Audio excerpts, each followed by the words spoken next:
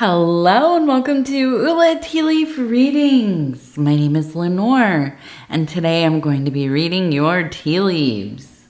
This is a horoscope for Capricorn. If Capricorn is your solar, lunar, ascendant / rising sign, then this is a message for you. All right, let's get started. And so, this is a bonus reading for Capricorn. Let me make sure I got that right. I've mixed up who the reading is for in like 2 readings in the last week. So I gotta be sure. I know where I'm at, right? Definitely a Capricorn reading. So, we also have the King of Cups as our energy. Okay. Ooh, emotionally developed, right? I love the King of Cups. It's actually in the Thoth deck, it is the Knight of Cups. And I would say it's maybe on most days my favorite card, my favorite archetype. It to me represents the manifestation of the beloved in our lives. Okay, and let's go ahead and take a look and see what these tea leaves have to say. And so if you have not subscribed yet, please think about doing that. You can hit that little bell. It'll let you know when the next readings are coming out.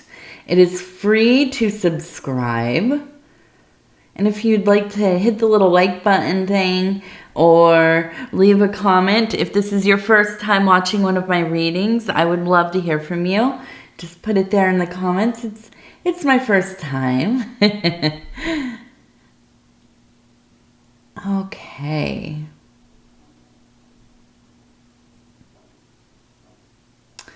So up here, I see that we do have the Capricorn symbol. We have the goat, the sea goat, which, listen, you can't explain to me what that thing is. I don't know. It's a goat with a tail. You might know because you are, in fact, a Capricorn. So if you do know, put it in the comments. Let me know. What is the mythology? I always forget to look it up. I should know. It's my rising sign. But I don't. But we do have the goat here. Okay, we have a heart right here. And I feel like this is it's like a powerful search for love in life. Now, it doesn't have to be amorous or romantic love.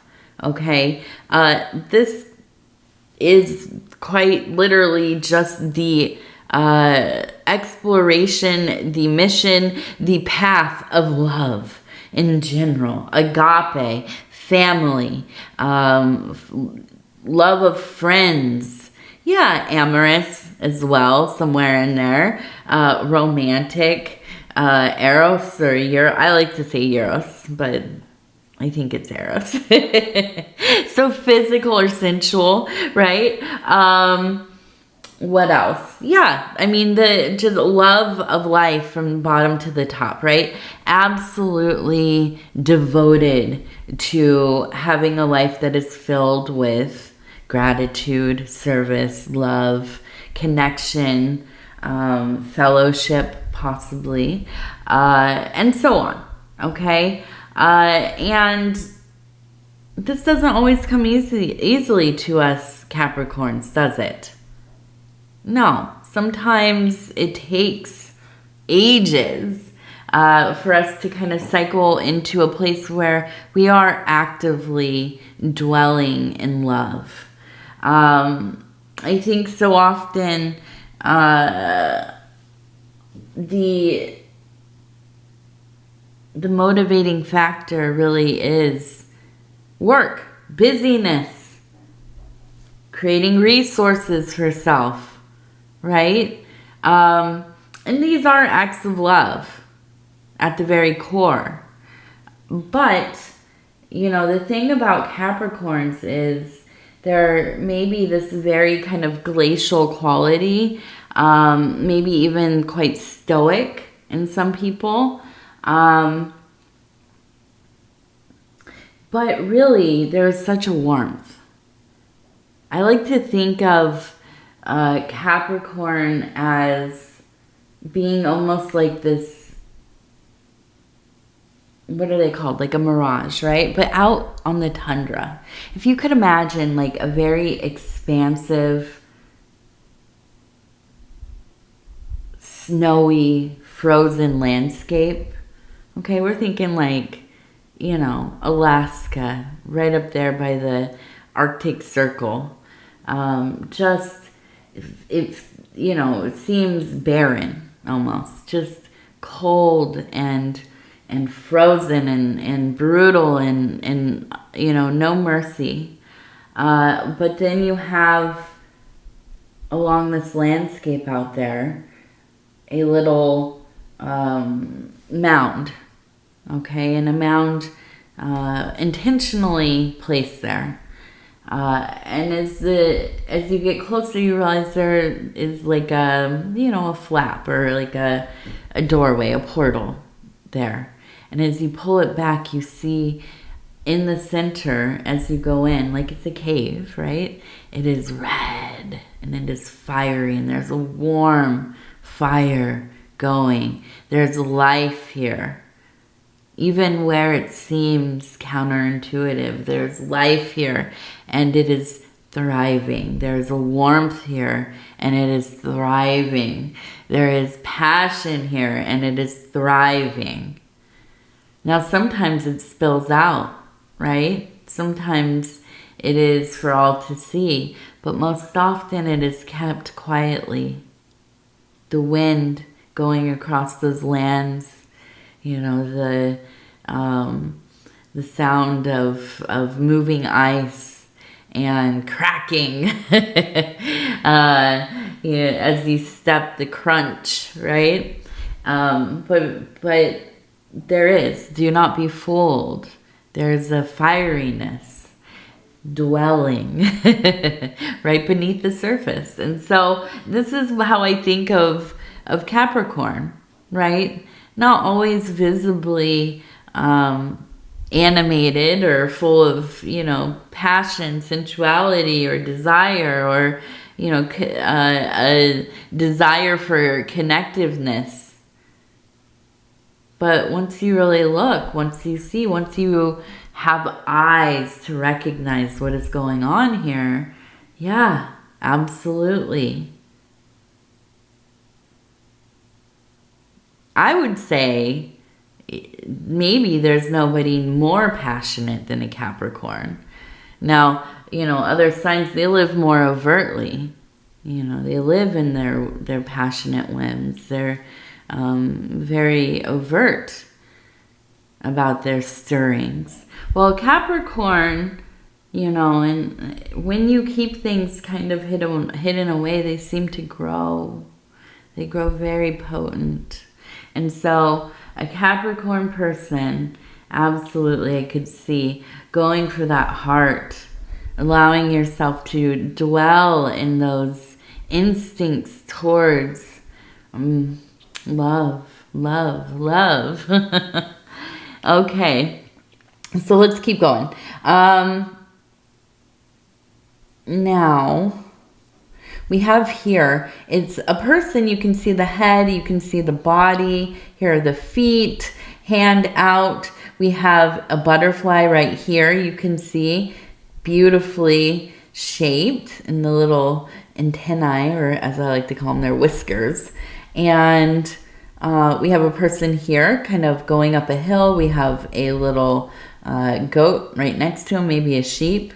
Now over here we have a person holding the sword, and they have like a little hat on.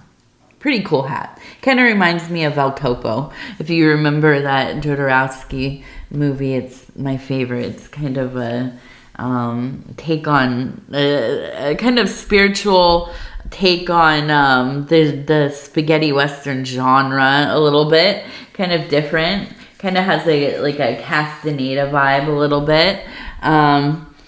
So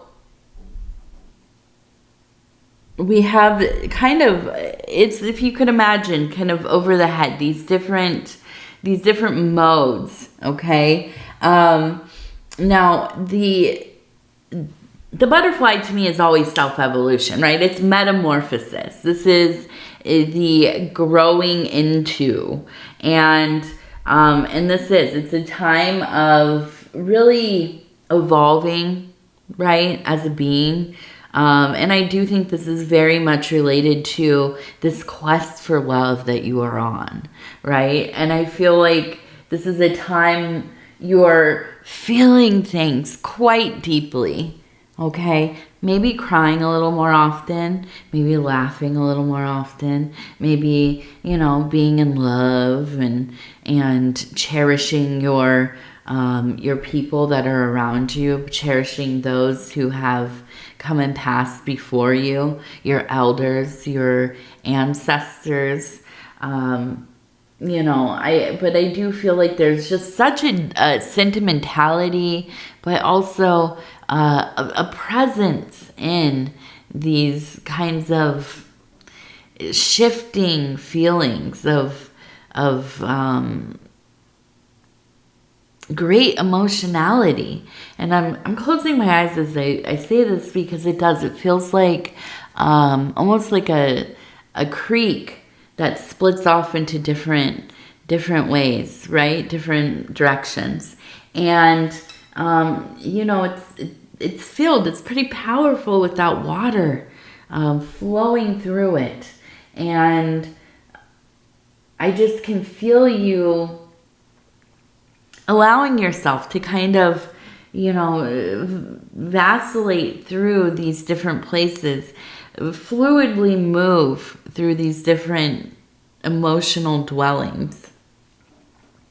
I think that this very much is a self-evolution, as there's not this real, you know, fight going on to hold on to one thing, one emotional state where, you know, I don't know if you're like me at all, but I will maybe be in a pretty solid, you know, just kind of going about my business feeling good, you know, ish, pretty good, you know, and then all of a sudden I have like this, a wave of kind of general sadness or melancholy, okay, and there's not really any defined thing that I can pinpoint that has brought this on. It's just, you know, it is attached to something or other, but I'm not going to go excavating today, right? I'm just feeling this thing.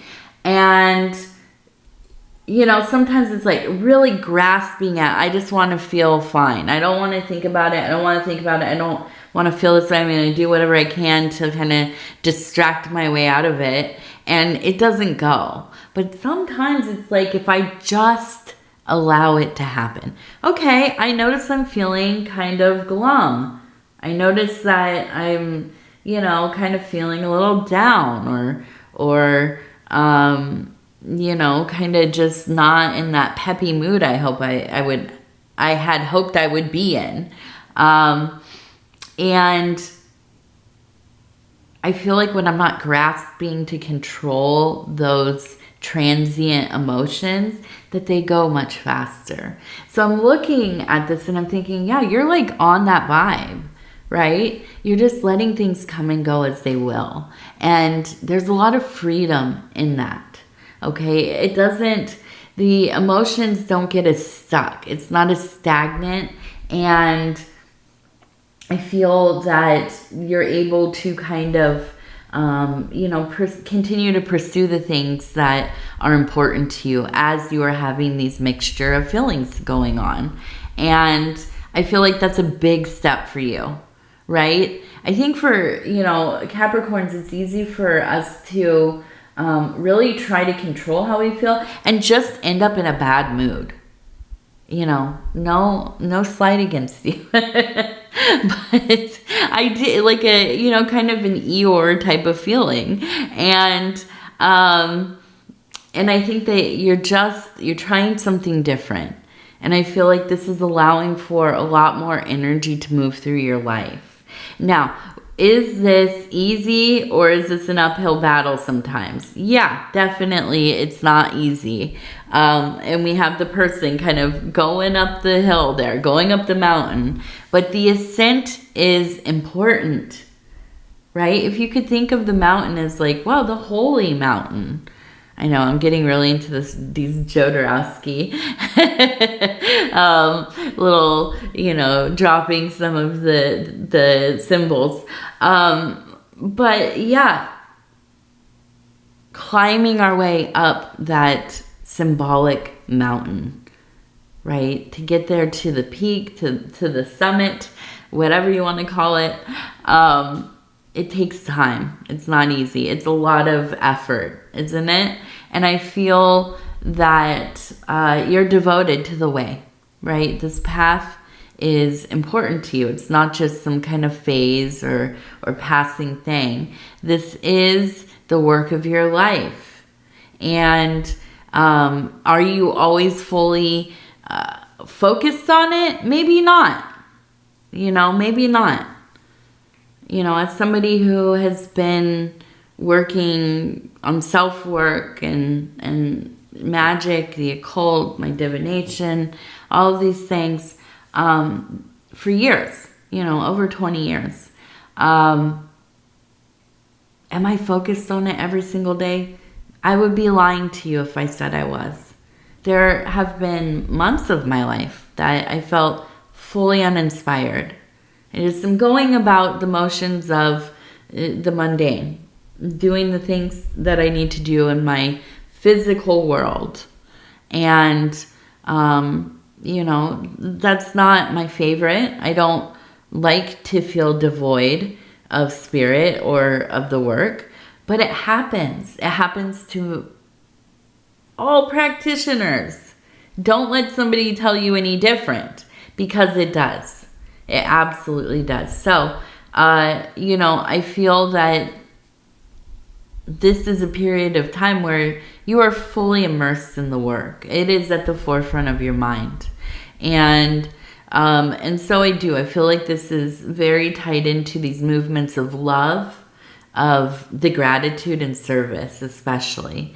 You are actively living out this spiritual existence that you have wanted to, and therefore, partaking in some of the things that we must. And of course, one of the biggest parts of, I believe, the spiritual path is being of service outside of yourself, right?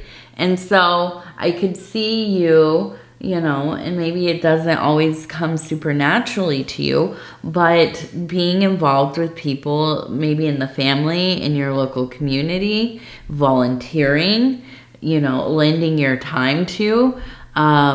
It doesn't have to be some big project. You don't have to, open like a nonprofit or anything, but to give of yourself, right? And it doesn't have to be monetary. I know immediately we think of like, donating or, I don't know, like serving hot meals or something.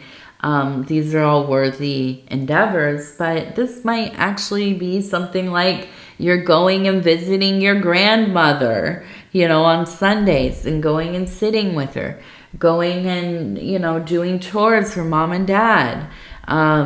These acts of service are the spiritual building blocks, right? We must give of our time, of ourselves where we can, if we are going to be a person who is working in the path. And so I do believe that this is definitely a large part of the work that you're doing. Now, we also have that sheep over there, and I think this brings a lot of peace to your heart. Okay, now if we look at the sheep as a goat, same, right? It is also the ability to traverse difficult situations. You are fortified. You are fortified in this work that you are doing. And over here we have, it's kind of like the high priest, the Hierophant, but holding the sword, right? The Ace of Swords. So I do believe that there is a system here for you. You are finding or have found kind of a school of thought that maybe is interesting to you. Maybe you partake in one of the Abrahamic religions, right? This is Christianity, Judaism, and Islam. And these are widely accessible to people all over the world for the most part. And it might be that this is one of your belief systems, and you have kind of really intentionally spent more time dwelling in these communities, dwelling in the holy work, right? Now, it could be that you are also, a composite practitioner, or, part of some philosophical system or the sciences or whatever it is. But I do feel that it's beyond kind of just showing up for service.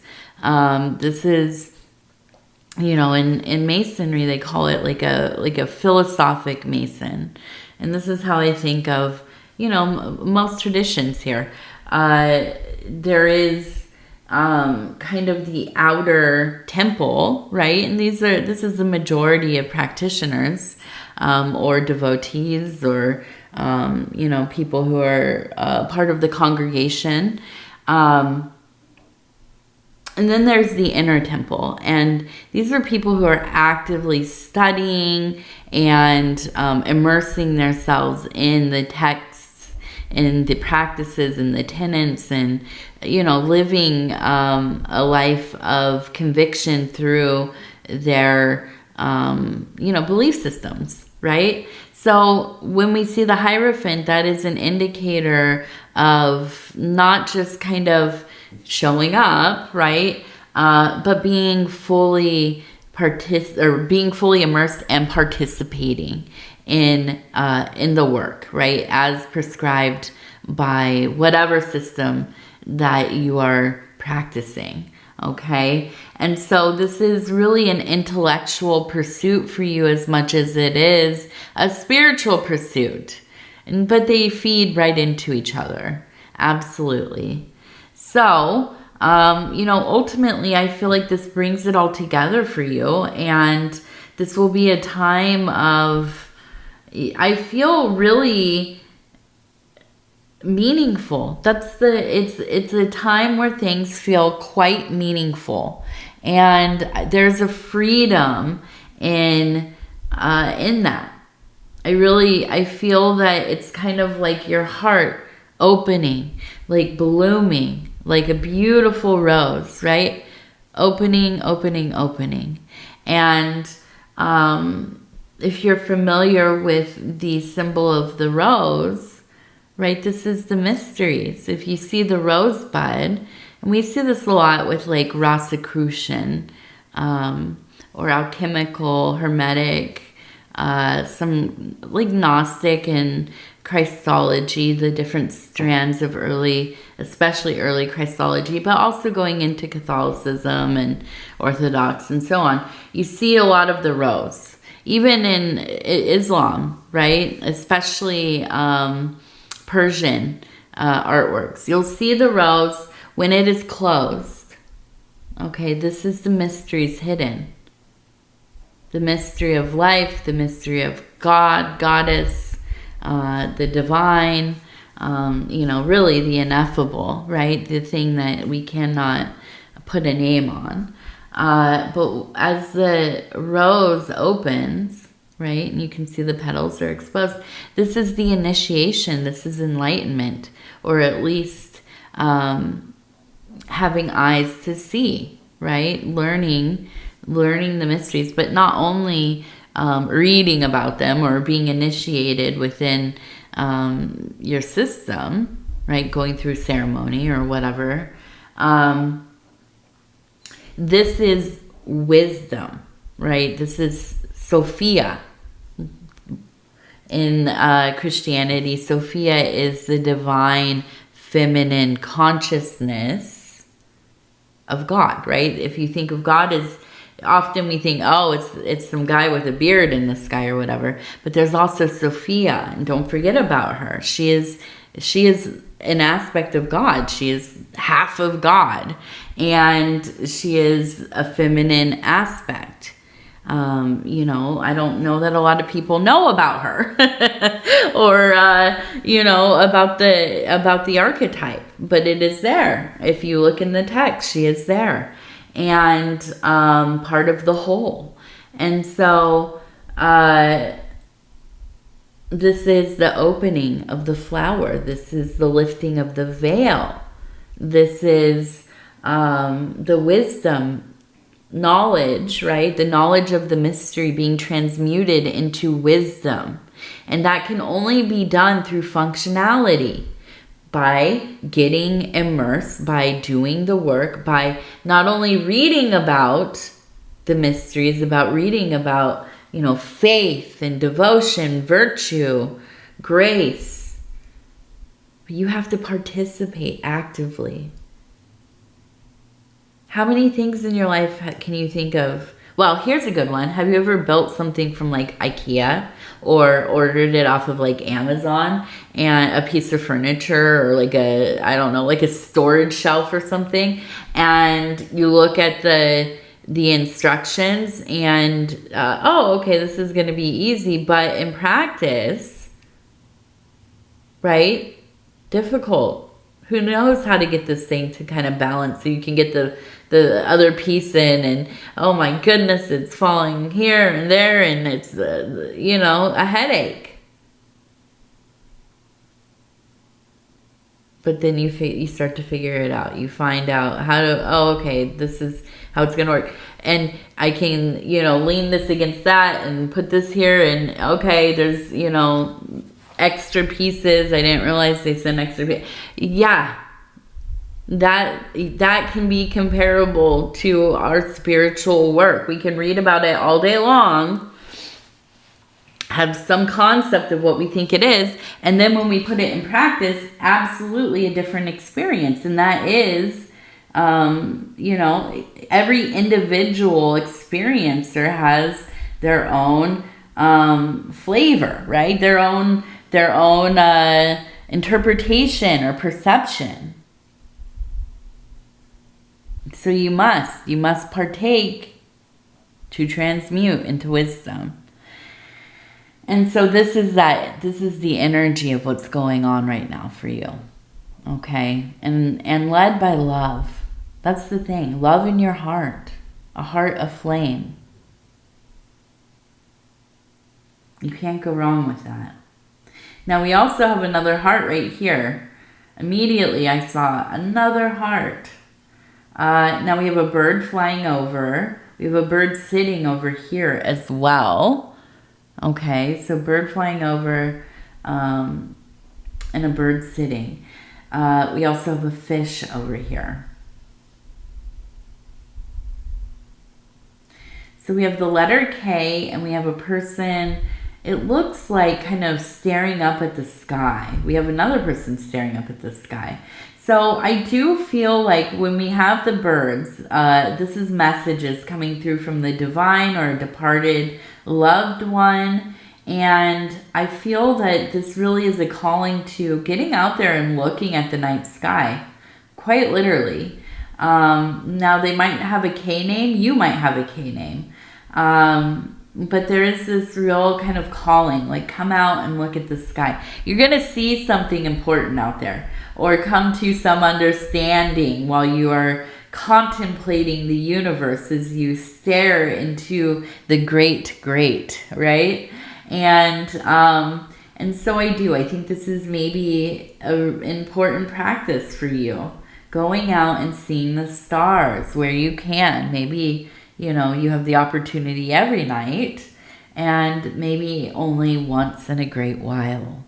But when you have the impulse to go, just get up and go, right? I can tell you there are plenty of nights where I think, oh, it's a clear night. I can see out the window. There's some stars out there. Maybe I should get up and go, you know, sit on the the porch and watch.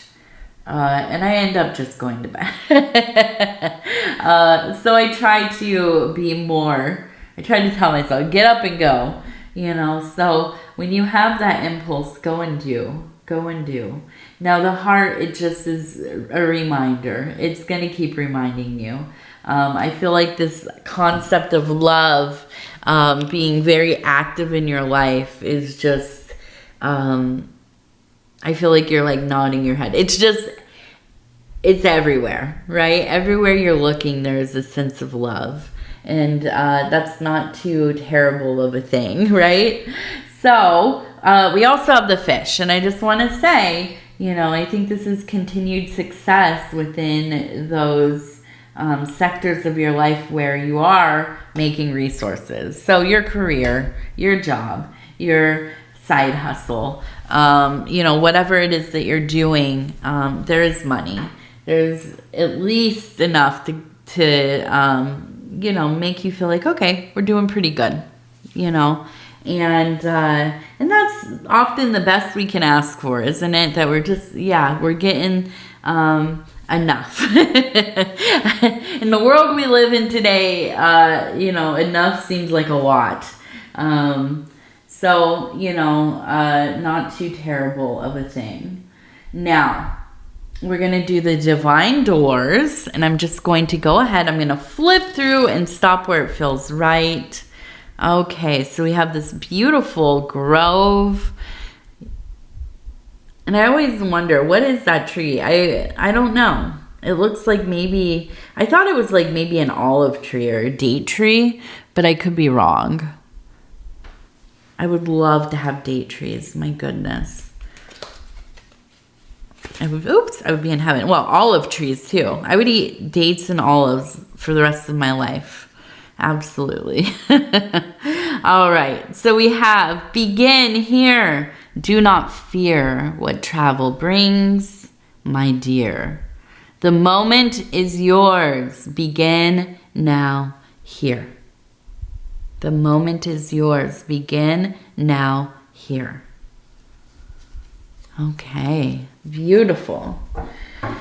All right, Capricorn, I'm going to go ahead and tell you I love you because I do, and I thank you so much for spending this time with me. It is always such an honor to be able to bring these messages to you. And if you would be so kind as to like the video, it really does help the channel. And if you have not subscribed yet, please think about doing that. You can hit that little bell. It'll let you know when the next readings are coming out. It is free to subscribe. And if you'd like to leave a comment, please do. I read them all. And if you are new to the channel, if this is your first reading, thank you for making it to the end here.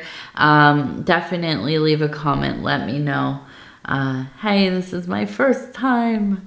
And so, other than that, again, Capricorn, I love you. Take care of yourself. We're going to talk in a couple days. Good night. It's actually day here. It's actually super early in the morning. I was just outside. We're having more rain. If you've been watching my readings or anything like that, we have had extensive flooding where I live. Thankfully, our property's good. Yeah, minimal damage. And, but the towns around me are still flooded after almost a week. And thankfully, things are going down, but now we're having storms. It's been raining all night. It's going to rain all day, I think, at least most of the day. So it just... you know, but yeah, I got up so I could go and basically sandbag the front of the house just in case. We got water in the basement the other day when there was flash flooding and stuff. And so now every time I see one little drop of water, whoo, I'm out there reinforcing everything. So yeah. It is what it is, what it is. Mother Nature's going to do what she do, right? In those waters, you cannot underestimate the power of water. It is the ultimate transformer, the ultimate absolver, the ultimate corrosive and dissipator. So, you know, it is something to definitely respect. Respect, absolutely. All right, Capricorn, I love you. Take care of yourself. We're going to talk soon. Good night.